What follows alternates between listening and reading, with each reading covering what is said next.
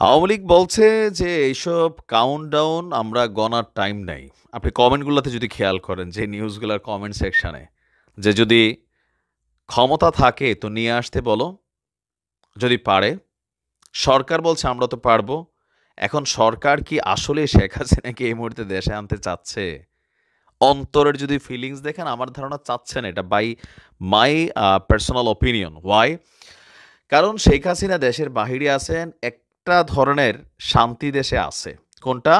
এখন মাঠে যা দেখতেছেন একরকম খেলা চলতেছে, বাট যদি শেখ হাসিনা বাংলাদেশে আসে, গ্রেপ্তার করে তাকে আনা হয় ধরেন, তো বাংলাদেশে আওয়ামী লীগ কীভাবে গর্ত থেকে বের হবে আপনি তখন দেখবেন।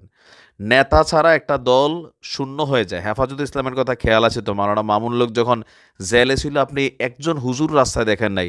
যেই তিনি জেল থেকে বের হইলেন, গর্ত থেকে তার সিপাহীরা সেনারা হুড়হুড় করে বের হইয়া এখন এক মামুনুল হকের ডাকে লাখো লাখো মানুষ একটা জায়গায় কানেক্টেড হয়, বিকজ নেতৃত্ব ডিপেন্ড করে নেতার উপর। দর্শক, শেখ হাসিনাকে গ্রেফতারের জন্য রেড নোটিশ যে জারি করার কথা বলা ছিল, সেই রেড নোটিশ জারি করে ইন্টারপোলকে চিঠি দিয়েছে সরকার। এখন এই চিঠিটা কতটুকু কার্যকর হবে, আনার জন্য কতটুকু আন্তরিক চেষ্টা থাকবে, আনার পরবর্তী পরিস্থিতিতে এখানে কি হবে, এ নিয়ে কালের কণ্ঠের একটা প্রতিবেদন আছে, তাদের পেজে দেখবেন যে শেখ হাসিনাকে আসলে গ্রেপ্তার করে বাংলাদেশে আনার পক্ষে কতজন মানুষ খুব মনে করে যে না, খুব নর্মাল। তা আমি ওইখানে জনগণের অনেক বক্তব্য শুনলাম যে না, তিনি দেশের বাহিরে থাকুক, গ্রেপ্তারের জন্য তাকে আপাতত দেশে আনার দরকার নাই, ফাঁসির জন্য দরকার নাই, কারণ এই অন্তর্বর্তী সরকার এই মুহূর্তে দেশের পরিস্থিতিকে কন্ট্রোল করা যাচ্ছে না। তো সেইখানে শেখ হাসিনা দেশে আসতে যেই প্রেক্ষাপট তৈরি হবে, এটাকে সামাল দেওয়ার মতন ক্যাপাবিলিটি কারুরই নাই।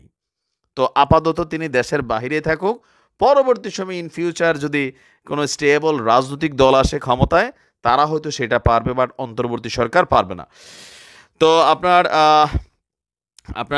বাংলাদেশের গণঅভ্যুত্থানের মুখে যখন শেখ হাসিনা দেশ ছেড়ে পালালেন, তখন আপনার গতকালকে আন্তর্জাতিক অপরাধ ট্রাইব্যুনালের চিফ প্রসিকিউটর তাজুল ইসলাম বলছেন যে আমরা গত পরশুদিন ইন্টারপোলের কাছে রেড নোটিশ পাঠানোর জন্য বা রেড অ্যালার্ট জারি করার জন্য ইন্টারপোলকে রিকোয়েস্ট করেছি।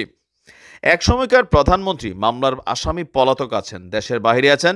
শেখ হাসিনা তাকে আন্তর্জাতিক আইন অনুযায়ী ইন্টারপোলের যে ব্যবস্থা আছে, সিস্টেম আছে, সেই সিস্টেমের কাছে আমরা চিফ প্রসিকিউটরের অফিস থেকে রিকোয়েস্ট পাঠিয়েছি।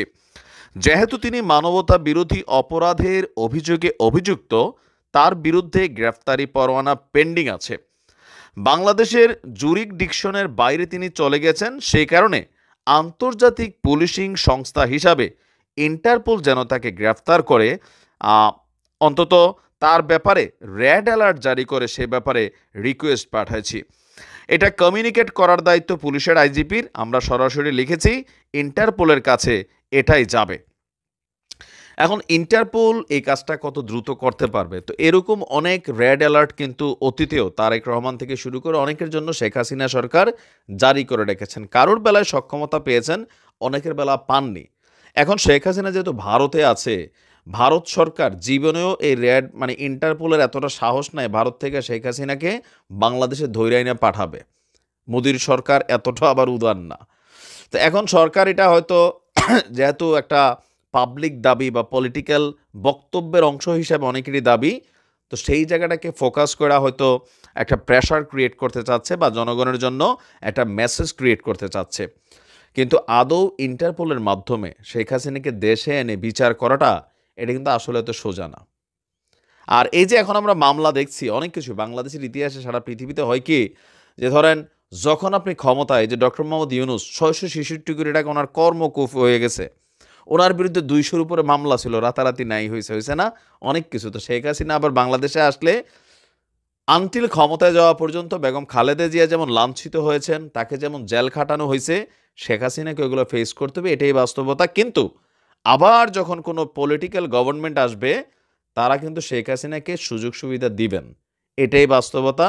শেখ হাসিনার ফাঁসি দিবে, এইটা আসলে কল্পনার বাহিরের একটা দৃশ্য, অন্তত বাংলাদেশের রাজনীতিতে।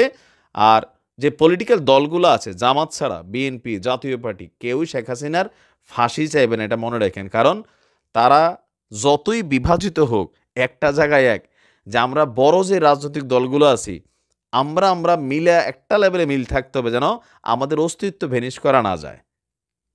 আর বিএনপির আজকের অবস্থান দেখলে মোটামুটি এটা অনেকটা ক্লিয়ার হওয়ারই কথা। তো দেখা যাক পরিস্থিতি কোন দিকে যায়। ইন্টারপোলের চিঠি কতটুকু রিঅ্যাক্ট হয়। কেউ আছেন শেখ হাসিনাকে দেশে আইনা দেখান, কেউ আছেন যে তিনি তো আসবেন না, এই চিঠির ভ্যালু নাই, এটা জাস্ট হচ্ছে দেওয়ার জন্য দেওয়া। কেউ বলছেন যে না, অবশ্যই আইনে আমরা বিচারের কাঠগড়ায় দাঁড় করাবো। তো সময় সবকিছু বলে দেবে। ভালো থাকুন।